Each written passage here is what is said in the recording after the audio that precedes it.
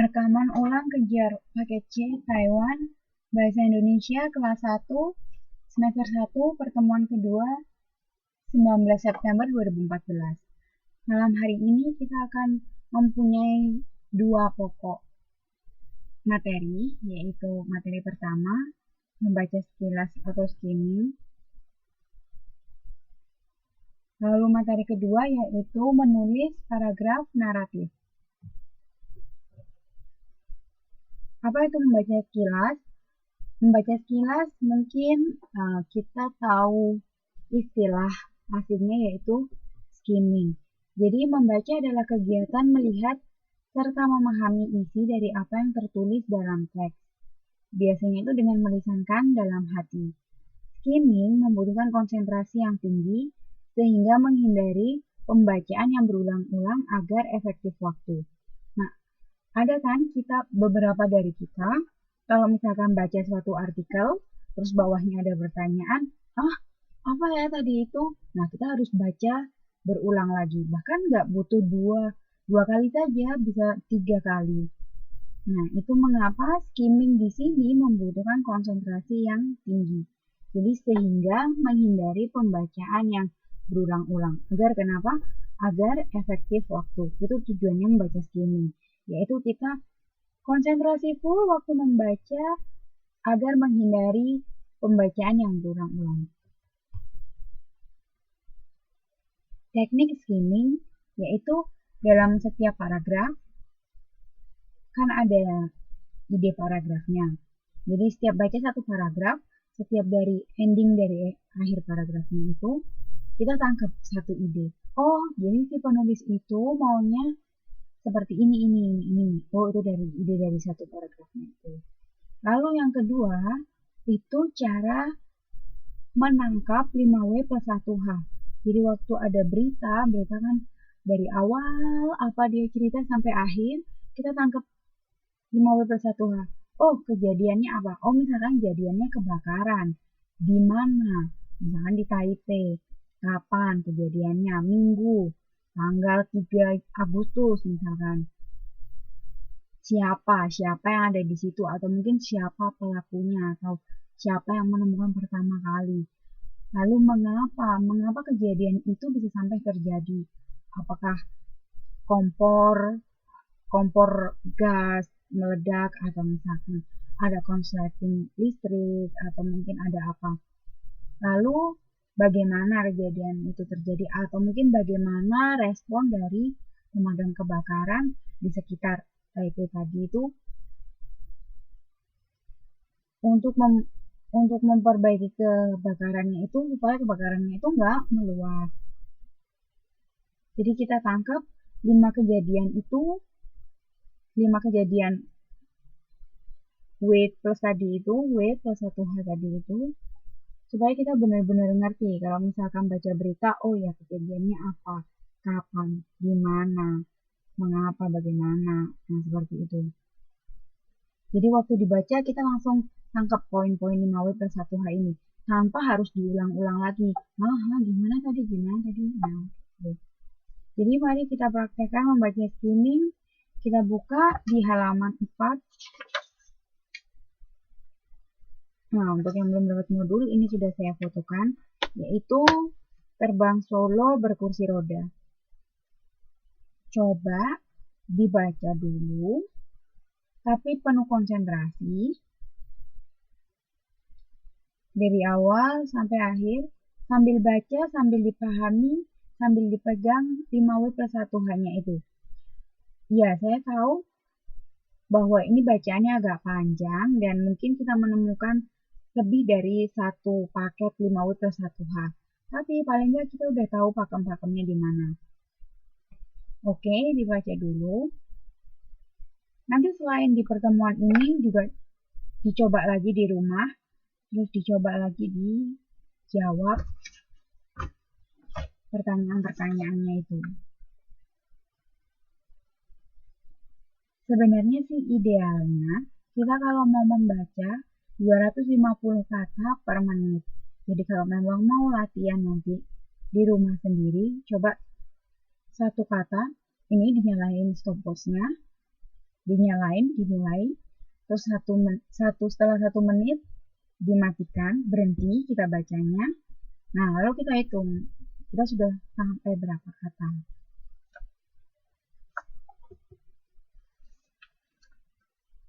Nah, sudah dibaca semua kan tadi? Nah, sekarang ditutup bacaannya tadi, lalu coba dijawab pertanyaan-pertanyaan ini. Apa judul dari bacaan tadi? Ada yang masih ingat? Nah, jadi skimming itu seperti itu. Jadi bukan cuma baca terus hilang, tapi baca dengan konsentrasi, dipahami, diserap. Oke. Apa judul dari bacaan tersebut? Kalau masih ingat berarti bagus sekali ya. Pertama tuh terbang solo berkursi roda.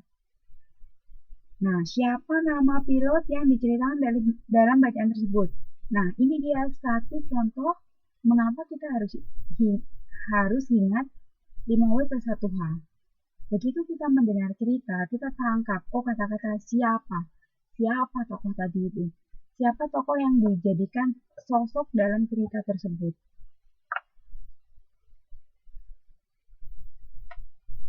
Sebenarnya nama panjangnya tadi Antonio de Sarauze Faria e Melo, tapi kalau misalkan ada yang cuma ingat Antonio saja, Antonio gitu, itu udah bagus sekali. Paling enggak kita sudah dapat cerita. Oh iya, jadi si pilot ini bernama si Antonio. Lalu apa yang menyebabkan kaki si pilot itu cacat? Tadi jawabannya adalah operasi karena penyakit kanker. Nah, lalu pertanyaan yang paling penting lagi, dari mana pilot itu berasal? Dan seterusnya. Ini di halaman 4, di halaman 4, modul bahasa Indonesia, ada 10 pertanyaan yang mungkin mau dipraktekkan. Seperti dalam rangka apa dia berkunjung ke Indonesia, lalu apa jenis pesawat yang diterbangkan saat ini. Nah, ini pertanyaan apa muncul lagi. Yang pertama itu apa judul bacaan, dan kedua adalah apa jenis pesawat yang diterbangkan. Nah, seperti yang saya bilang, memang satu bacaan bisa terdiri dari lebih dari satu paket 5W plus 1H. Maksudnya apa sih? Lebih dari satu paket 5W plus 1H. Jadi, kayak satu paket itu sudah terdiri dari 5W plus 1H itu. Nah, sekarang ada pertanyaan buat lagi. Tadi kan udah ada pertanyaan apa. Sekarang pertanyaan apa itu muncul lagi. Jadi kayak paket keduanya tadi. Nah, itu bisa terjadi. Tapi paling tidak berita yang ideal itu sudah memuat satu paket 5W plus 1H tadi. Jadi sudah menanyakan apa, siapa, di mana, kapan, bagaimana, dan itu sudah terjawab semuanya. Kalau misalnya nanti ada pertanyaan yang satu sama, itu berarti paket yang kedua.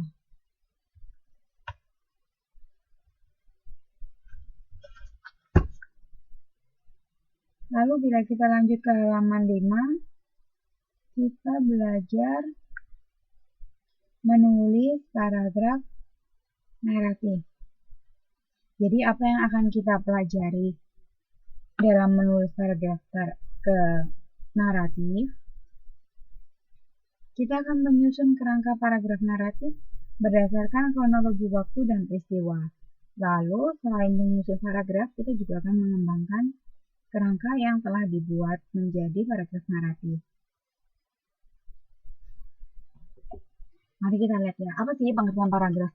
Paragraf adalah bagian dari satu tulisan yang terdiri atas jumlah kalimat yang menggunakan suatu informasi dan ide pokok sebagai pengendalinya. Secara umum, dalam bahasa Indonesia ada 5 macam paragraf. Ada naratif, argumentatif, persuasif, deskriptif, dan ekspositori. Untuk kelas 1 semester 1, kita akan mempelajari tentang naratif, deskriptif, dan ekspositori. Jadi 3 hal ini dalam 1 semester kita akan belajar. Apa itu naratif, apa itu deskriptif, dan apa itu ekspositori. story. Nah, ini dia definisi dari satu paragraf tersebut, jenis-jenis paragraf. Jadi naratif itu tujuannya itu menceritakan sesuatu namun lebih ke urutan waktu. Misalkan, setelah bangun tidur, apa yang saya rasakan, lalu apa yang saya lakukan, dan seterusnya dan seterusnya.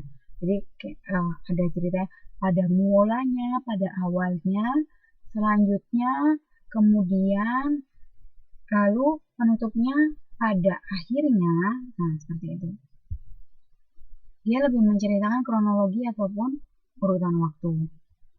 Kemudian deskripsi. Deskripsi yaitu bentuk wacana yang berusaha menyajikan suatu objek sehingga seolah-olah objek tersebut ada di hadapan kita.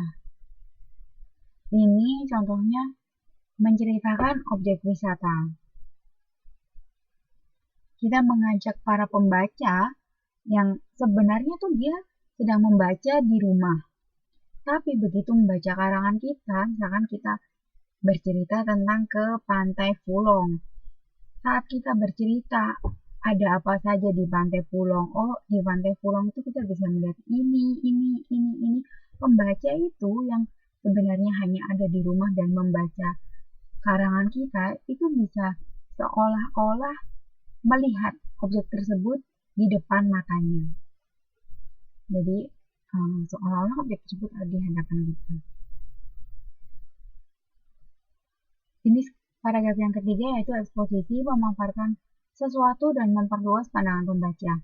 Nah, biasanya artikel-artikel atau karangan-karangan eksposisi ini ada di perkuliahan atau di ceramah. Atau bisa juga contoh dalam kehidupan sehari-hari itu seperti berita. Kemudian persuasif. Persuasif itu adalah membujuk pembaca agar mengikuti ide penulis. Si penulis ini mempunyai suatu ide agar pembaca ini melakukan sesuatu. Contohnya, misalkan penulis ini membuat cerita tentang recycle, daur ulang. Jadi si pembaca ingin mengajak para pembacanya, hey, ayo kita ikut mengurangi sampah, mari kita melakukan daur ulang. Nah, seperti itu. Jadi dia ingin pembacanya tahu apa yang ada di kepala si penulis, dan akhirnya si pembaca ikut menyetujui dan ikut melakukan ide dari penulis tersebut. Kemudian yang kelima yaitu argumentatif. Argumentatif adalah mengemukakan suatu pendapat. Contohnya seperti ini. Misalkan suatu artikel yang memberitahukan bahwa si penulis ini tidak setuju atas kenaikan BBM. Nah, si penulis ini memaparkan mengapa dia tidak setuju dengan kenaikan BBM. Misalkan,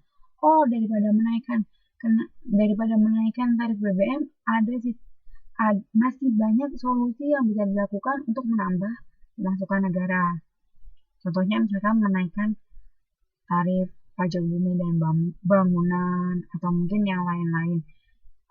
Intinya si penulis ini mengemukakan apa pendapatnya dia, apakah dia setuju akan suatu hal, apakah dia tidak setuju tentang suatu hal. Dia hanya mengemukakan argumentasinya. Untuk malam ini kita akan fokus membahas tentang paragraf narasi. Fungsinya paragraf narasi yaitu menceritakan sesuatu, paragraf yang menceritakan suatu kejadian atau peristiwa yang di dalamnya terdapat jelasnya pelaku, kemudian waktu kejadian, dan ada alur ceritanya. Jadi awalnya itu apa, selanjutnya, kemudian pada akhirnya. Pasti nanti ada kata-kata seperti itu. Lalu bagaimana cara mengembangkan paragraf narasi? Yaitu pertama, pola hubungan kejadian atau peristiwa dan urutan waktu, pola hubungan mula dan akhir. Bisa dilihat di halaman 5. Ya, itu ada bentuk wacana berita yang berusaha menggambarkan dengan sejelas-jelasnya suatu peristiwa diurutkan menurut kejadian atau peristiwa. Nah, untuk contohnya, hampir setiap pagi aku merasa kelelahan. Banyak hal yang mesti aku lakukan di saat itu. Dari mulai membereskan kamar, menyiapkan sarapan pagi, menyapu ruangan, mencuci, sampai memandikan si bayi. Setelah semua itu beres, aku bergegas pergi ke pasar membeli semua kebutuhan dapur. Tepat pukul 6.30, aku harus sudah berada di halte, menunggu jemputan yang akan mengantarku ke tempat kerja. Nah, seperti di sini dia ada rangkaian kejadiannya. Ada lagi yang disebut kronologis. Kronologis itu yaitu urutan waktu. Nah, kalau yang kronologis ini biasanya lebih memperlihatkan jam-jamnya. Bahkan itu lebih sangat jelas jam berapa, menit ke berapa. Masih sama di halaman yang kelima. Di 2 paragraf paling bawah. Nah, ini adalah cara kedua untuk mengembangkan narasi berdasarkan urutan kronologis. Contohnya, kejadiannya begitu cepat. Aku pulang pukul 12, pukul 12.15 aku parkir motorku di halaman sekolah. Lalu beralih ke tempat fotokopi. Pukul 12.30 setelah KTP-ku di fotokopi. Pukul 12.32 aku sudah kembali ke tempat parkir motor dan motorku sudah lenyap. Hanya aku tinggalkan 15 menit saja. Nah, itu tadi contoh pengembangan paragraf narasi yang berkaitan tentang kronologi. Jadi dasarnya itu yaitu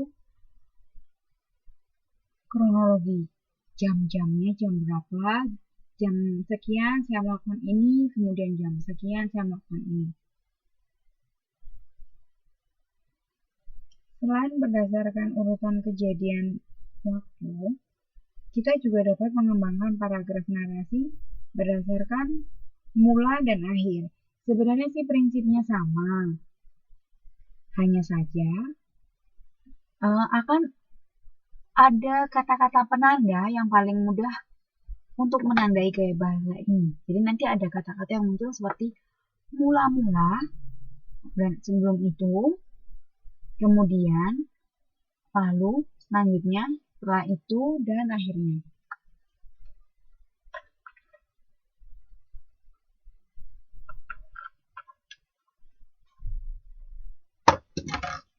Akan ada kata-kata seperti ini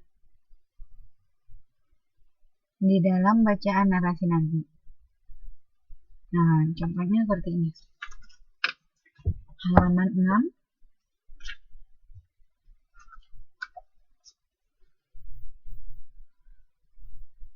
6. Prosesnya cepat kok. Mula-mula saya menyiapkan naskah majalah sekolah yang akan dicetak. Lalu, nah lihat ini, ada kata-kata lalu. Nah, dia menceritakan kejadian proses tahap selanjutnya. Lalu saya bawa ke bagian penerimaan naskah. Namanya Pak Broto. Kemudian saya mendiskusikan dengan Pak Broto mengenai bentuk akhir dari majalah saya dan berapa biayanya. Setelah oke, naskah itu diketik di bagian komputer dan ditata tampilan grafisnya. Untuk semua proses itu hanya membutuhkan waktu 3 hari. Bisa dilihat itu ada lagi kemudian. Kemudian naskah yang sudah disetting di layout. Nah, ini menceritakan proses-prosesnya ya. Dari awal, lalu kemudian apa, kemudian apa. Naskah yang sudah di layout selanjutnya dibawa ke bagian percetakan. Dalam waktu 10 hari, naskah itu sudah selesai dicetak. Akhirnya, tinggal menunggu proses akhir, yaitu penjilitan dan pengepakan. Pengalaman saya mencetak majalah itu sederhana kok. Nah, jadi dari cerita ini kita bisa tahu penanda yang paling mudah itu ya tadi kata-kata itu ya. Lalu kemudian dia bisa alur dari satu proses ke proses yang lain. Proses dari pertama adalah menyiapkan naskah, lalu naskah ini dibawa ke bagian penerimaan naskah, ada kata sambungnya, yaitu lalu. Kata sambung lain kemudian. Nah, seperti ini. Nah, nanti mendekati akhir akan ada suatu semacam kata-kata penutup seperti akhirnya. Seperti ini.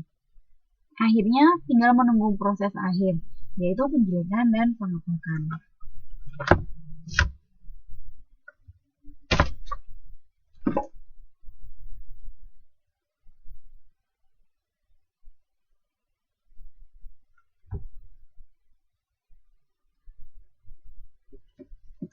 Tugas pertama untuk kelas 1 semester 1 yaitu membuat karangan naratif berdasarkan suatu informasi. Ada di halaman 6, itu ada dua soal ya, tapi saya hanya minta tolong dikerjakan nomor 2 saja, yang 2.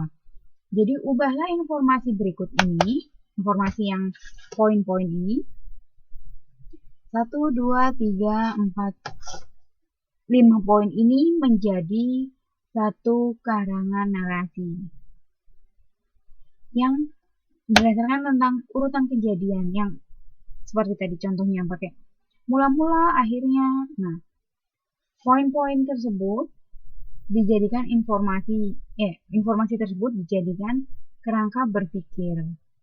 Kerangka berpikir kemudian dikembangkan menjadi satu paragraf narasi. Misalkan tadi yang proses percetakan tadi. Poin pertama, menyiapkan naskah sekolah. Kedua, membawa ke bagian penerimaan naskah. Poin ketiga, mendiskusikan biaya. Poin keempat, misalkan diketik di komputer dan ditata grafisnya. Nah, itu kan poin-poin seperti ini ya. Poin pertama apa, kedua apa, tiga apa, empat apa, seperti tadi.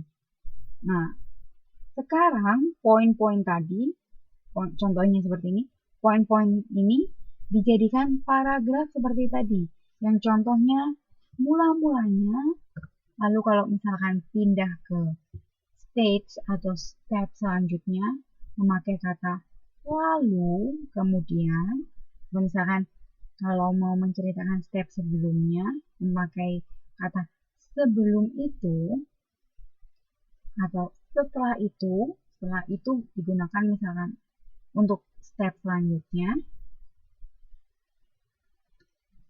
Nah, untuk yang tugas pertama ini saya beri waktu sekitar 10 hari, yaitu deadline-nya 29 September 2014. Jadi ini perawatan kulit kombinasi. Jika Anda memiliki kulit berjenis kombinasi sebagian kering dan sebagian berminyak, berikut beberapa cara untuk menjaga kulit agar tetap seimbang. Poin-poinnya 1, 2, 3, 4, 5. Nah, ini dibuat cara, misalkan mula-mulanya kita harus membersihkan apa-apa. Lalu gimana. Kemudian dan nanti endingnya pada akhirnya. Nah, seperti itu. Jadi ini dibuat menjadi paragraf, hanya satu paragraf, tidak usah banyak. Saya hanya menilai dari bagaimana cara siswa ini menggabungkan antara step pertama menjadi step kedua, lalu dirangkai selanjutnya, dan dirangkum akhirnya.